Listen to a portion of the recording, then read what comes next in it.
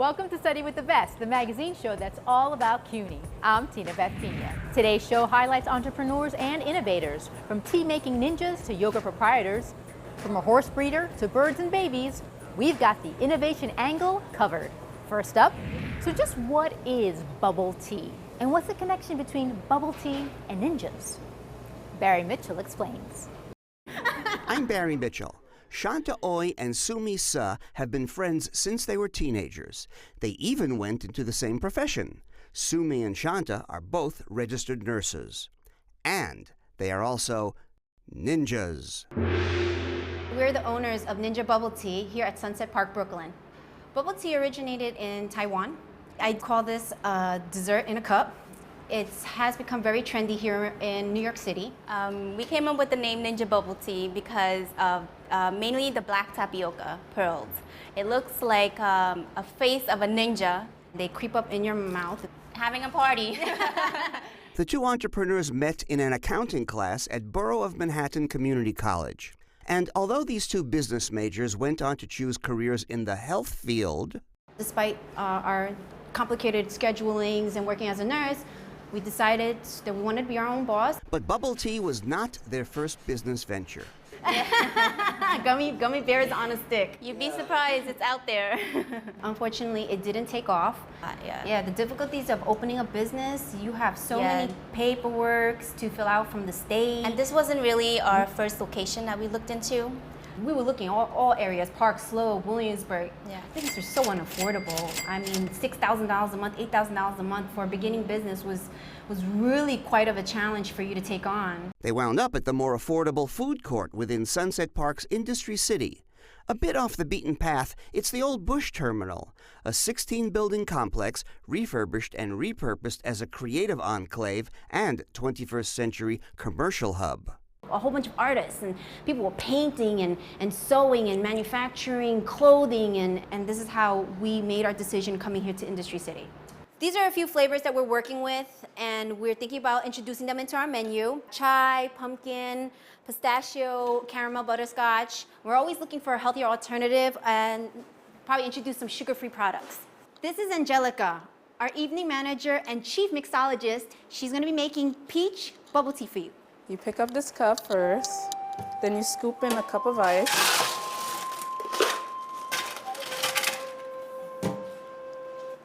You fill up the green tea 80%. Then you do 2 jiggers of peach syrup. 1. Mix it together. Then you put it in this nice shaking machine and let it shake. This is our boba, also known as black tapioca. You take a scoop. Then we take it to our sealing machine.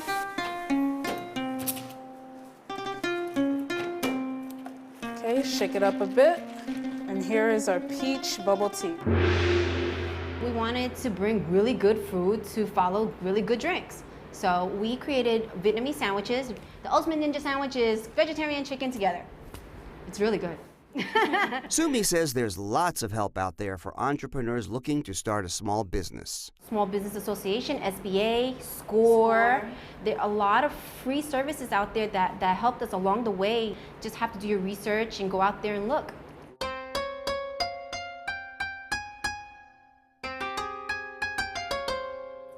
I'm a dreamer. I'm dreaming big. I'm hoping we have 20 of these shops within the next few years. But for now, I'm very happy with this one. The advice we have for budding entrepreneurs is keep your eye on the prize, be passionate about everything you do, and work hard. And also know your weakness and your strength and be fearless like a ninja. Hi-ya! Barry Mitchell, Study with the Best.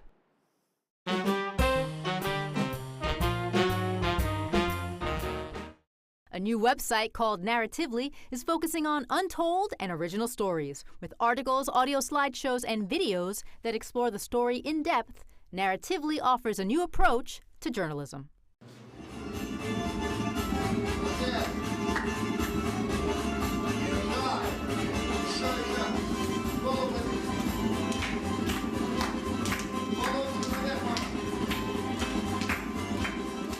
I'm a big believer in the idea that we've all got a story to tell. You know, everyone, whether you're a big CEO or executive, or you're a billionaire, or you're someone who's living on the streets of New York, you have something you need to share with the world. And throughout my career, I've always gravitated toward those types of stories, the human interest story, the types of narratives that really capture the spirit of a person or a place. 3, Salut, raz, 2. I've been in pretty much every facet of media, but never really believed that I was able to do these types of stories justice.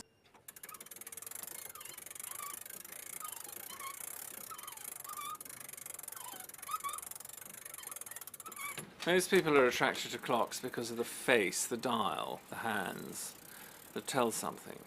So in 2009, when I had this idea, I woke up in the middle of the night and started jotting things down on a notepad, and I started assembling a group of people together. And our meetings over, over beers and bars across Brooklyn grew from 2 of us to 3 of us to 5 to 10 to 15 to 20 to 40 to 50 of us, to the point now, a year and 4 months after launching, we have a community of over 550 freelance writers and filmmakers and photographers around the world who contribute to Narratively because we've all got stories to tell.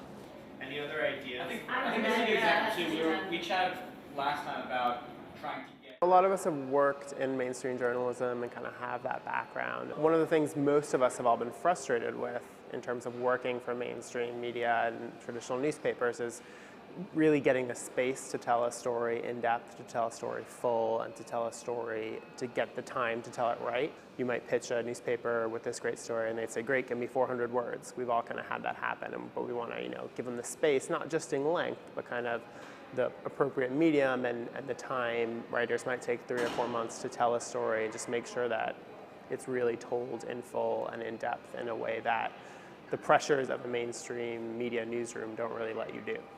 Even just a week ago, I was investigating a murder on the street, and this guy's body is standing there, and I'm feeling so useless and feeling like there's more here. There seems to be kind of hunger, especially out there in the Twitter, BuzzFeed world, for stories that slow down a bit and tell them in depth. Our approach is to tell 1 story a day. We have 1 theme a week to kind of keep people interested. We have 5 stories on that theme, and it's 1 story a day. So the idea is that we really try very hard to make sure every story is as good as it can be, and each day we're only giving you 1 thing.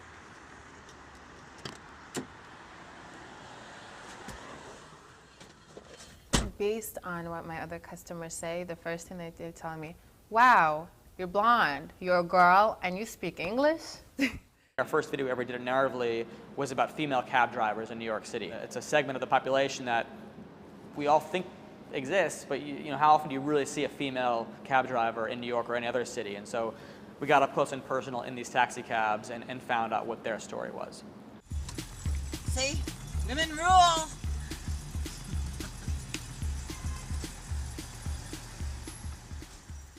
Another example of a story we've done that had a lot of impact was a piece we did about a doctor in the East Village of Manhattan who works only with ex-cons. So prisoners get out of jail and they have tattoos all over their faces, which they got in prison to protect themselves, affiliations with gangs or whatever it might be, hate slurs. And he realizes these people are never going to get a job this way, and so he offers pro bono tattoo removal to ex-cons, essentially giving them a new lease on life. We have an illustrations editor named Melissa Mendez, who is extremely talented in her own right. She's a fantastic illustrator, but she also has cultivated a team of phenomenally talented illustrators all across the country, many of whom have done cover art for the New York Times Magazine and some other big publications. And I think that's really the beauty of what we're doing at Narratively, is that a lot of our contributors, whether they're illustrators or photographers, writers, filmmakers, they can and do work for the New Yorker and the Atlantic and these very prestigious publications, who, of course, I'm not going to lie, are paying much more than we can at this stage in the game. But the beauty part is that because we have provided this home for a type of stories that most journalists aren't able to really tell anywhere else, we've been able to cultivate an amazing group of people that I'm so proud every single day to be involved with, because we're now showcasing their work as well. We're showcasing these characters and these tales that they care about.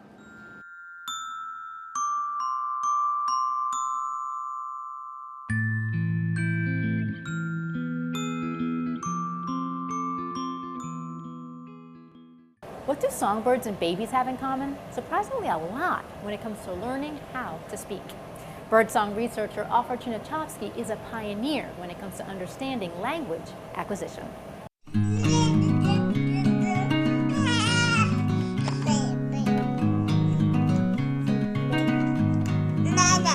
We look at how we learn to combine sounds and how birds do, and this is maybe the only time, at least in my career, where we discovered a phenomenon in birds that didn't seem to have any equivalent in humans, but we said, never mind, let's look at babies, and then we found it. Some of the process is the process of learning how to do transitions and to learn them. And for a very long time, there's this babbling behavior. As an adult, you may not appreciate that you can do all those transitions, but babies have to work hard to be able to develop that freedom. And it's really the same process in the birds and in the babies. First, the bird sings. At a later stage, the bird learns a new two-syllable song, can only sing B at the start of the song bout. At a later stage, the bird learns the other transitions, A, B, and then it can sing the correct song. We see the same stepwise process in babbling development of human infants.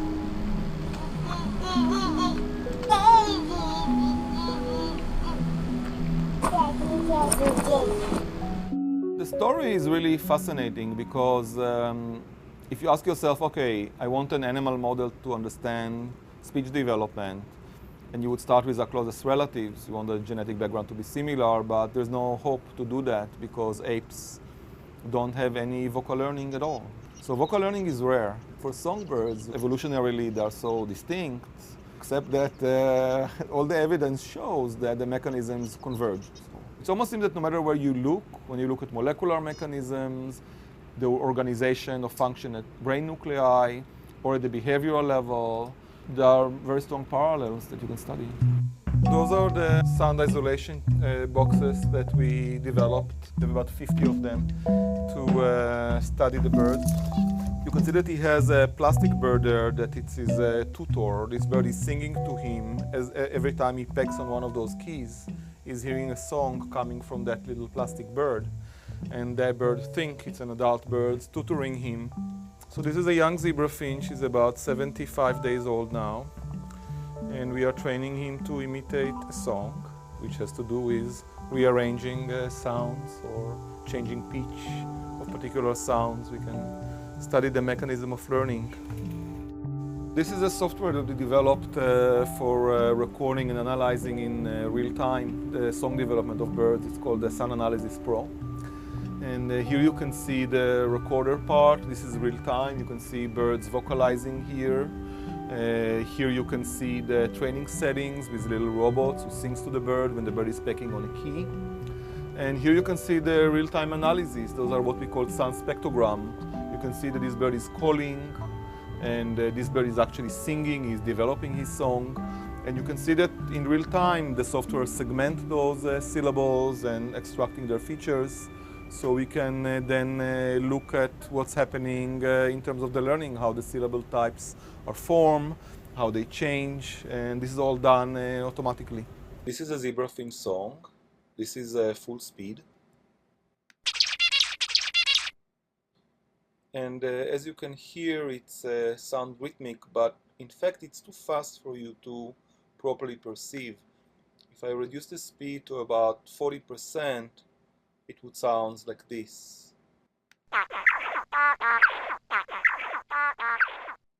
It's very rhythmic, percussion-like, and amazingly sophisticated in the combination of rhythms and pitches.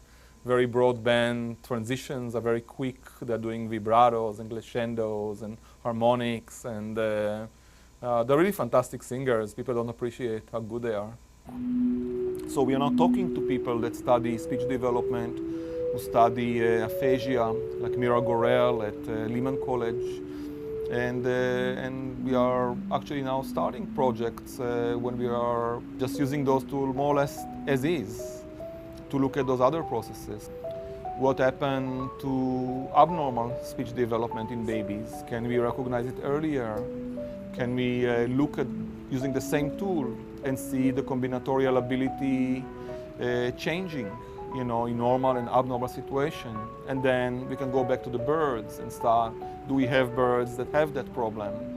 When you have a capability of seeing the formation of a new sound or how different transitions are being formed and look at it really from moment to moment just by recording everything and analyzing it in real time.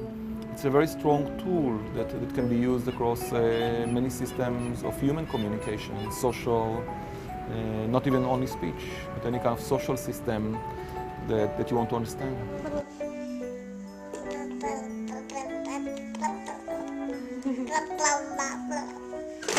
Bravo!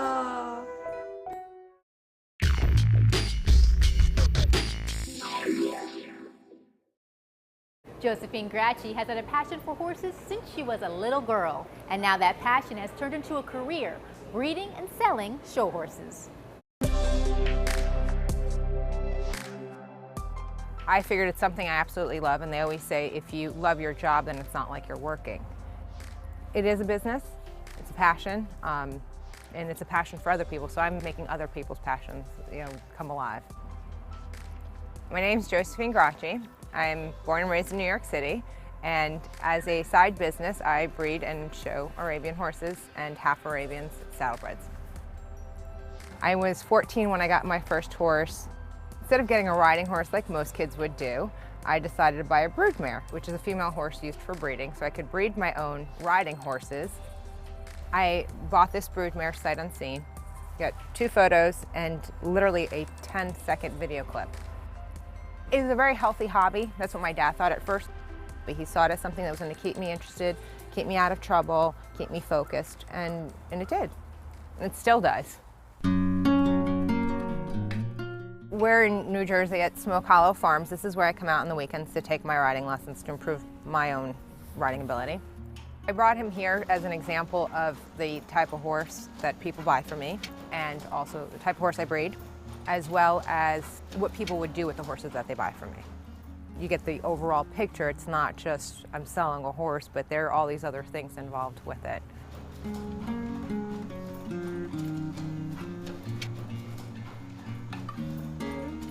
A lot of my clients are amateurs at show. They're adult amateurs, they're children, or they're actually families where both the parent and the child shows. A lot of the people that buy from me, they like the fact that they're able to bond with these horses.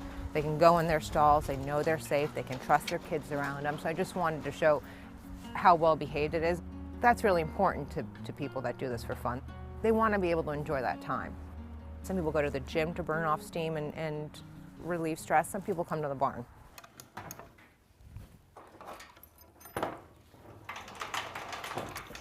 So this is Merch. His barn name is Merch. His registered name is Hey Yeah. I finished my MBA at Baruch.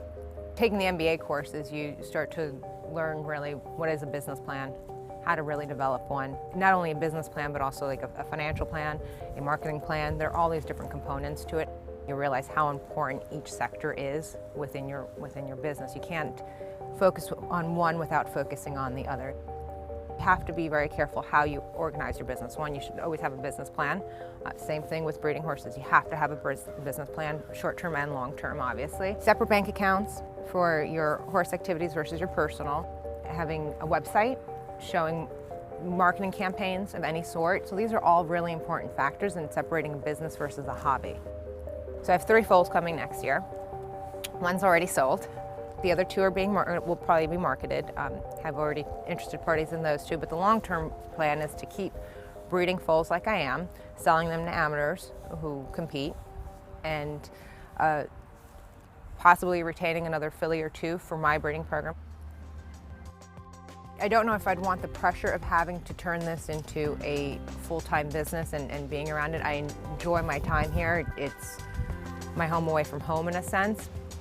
The whole plan is for me to take over my dad's tax business eventually. tax business works out great with the horse show industry. Breeding season is during busy season, so I don't have to worry about being at the barn as much because we're busy breeding mares more so than anything else. And then show season is my tax season, slow season. So making it full-time, possibility. Would I want to do it? I don't know. I think it would take away from some of the enjoyment. Plus, I'm a New Yorker at heart. It's very tough to leave the city full-time.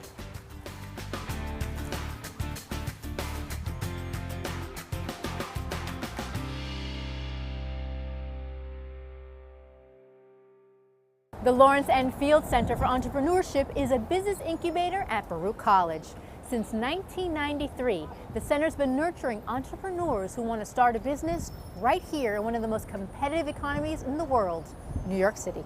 The Lawerence N Field Center for Entrepreneurship is a global business incubation hub that fosters wealth creation and supports the business or entrepreneurial efforts of our clientele, which would include students as well as entrepreneurs and policymakers. Principally here in New York, in the CUNY system, but we have a reach that further expands outside of New York City. We provide one-on-one counseling to businesses. We also have evening workshops for people who are looking to further hone on their entrepreneurial skills. If a student is interested in entrepreneurship and comes to Baruch College, they can major in entrepreneurship either at the undergrad or the graduate level. We also introduced a couple of years ago a master's in entrepreneurship. We also have a PhD in management, which has as one of its elements entrepreneurship. Success for us comes in the form of economic impact. So in the past 20 years, we've provided counseling to over 17,000 businesses, and we've trained over 19,000 businesses. And we've helped them obtain debt and equity financing, totals over about $127 million. And even more importantly, as an entity of New York, we have contributed to helping to save or create over 6,000 jobs in New York City.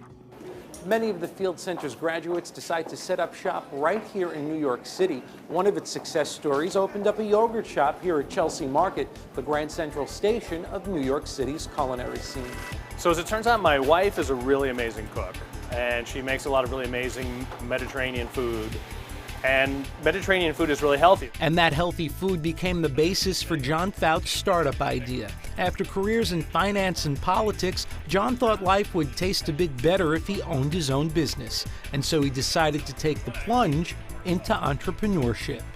You know, we really made this decision when my daughter was born. We wanted to actually feed my daughter something very healthy. And we did it because of our daughter. That was the idea, really, to start the business. People are like, wow, and they start to get it, that it's personal, and that they can be healthier too. So John and wife Angela decided to partner up on a business they called Soha Yogurt. Angela would provide the culinary knowledge. Cheers. While John headed back to school, earning an MBA at CUNY's Baruch College, where we talked about his academic experience. The beautiful thing about the Field Center is that you actually get to sit down with people who've actually worked with a lot of businesses, or they've been in business themselves for many years. And you get to bounce ideas off of them and get really great ideas and get good feedback. While doing his MBA, John was able to use the Field Center to assist in putting his business plan together, doing valuable research that ended up making his business stronger when it came time to launch. Now, as it turns out, opening up a retail store in Manhattan or Brooklyn is a big number. It's a lot of money. And so we realized, wait, we could spin our wheels for a year or two before we raise enough capital and never get our business off the ground. Instead, we need to make a change, just open up a kitchen somewhere, start making our yogurt, get certified by the state, and start selling in farmers markets. At their kitchen in Brooklyn, John and Angela prepare their yogurt. The 36-hour preparation uses locally sourced hormone-free milk, yogurt cultures, and a pinch of sea salt for flavor. Their yogurt stand in Chelsea Market contains an incredible variety of toppings. They serve it on pita bread, rolled up in a sandwich. And what's nice about our retail shop is you can be creative. Choose any toppings from vegetables, fruits, nuts, seeds, oils. So every day you can have something different, whatever you would like to have. And while they're proud of their yogurt, they're even prouder that they have a business inspired by their daughter, who was along for the journey. Most of the time I was doing my MBA, my daughter was like an infant. So yeah, like literally I would be, giving a bottle to my daughter and typing on the computer. No matter how good a business idea is, it all comes down to dollars and cents. John and Angela say Soha Yogurt turned profitable after only 3 months of operation. For Study with the Best, I'm Andrew Falzone. That's our show for today. For more information on what you just saw, log on to our website at CUNY.TV, or you can Facebook and tweet us. Thanks for watching. See you next time. Bye.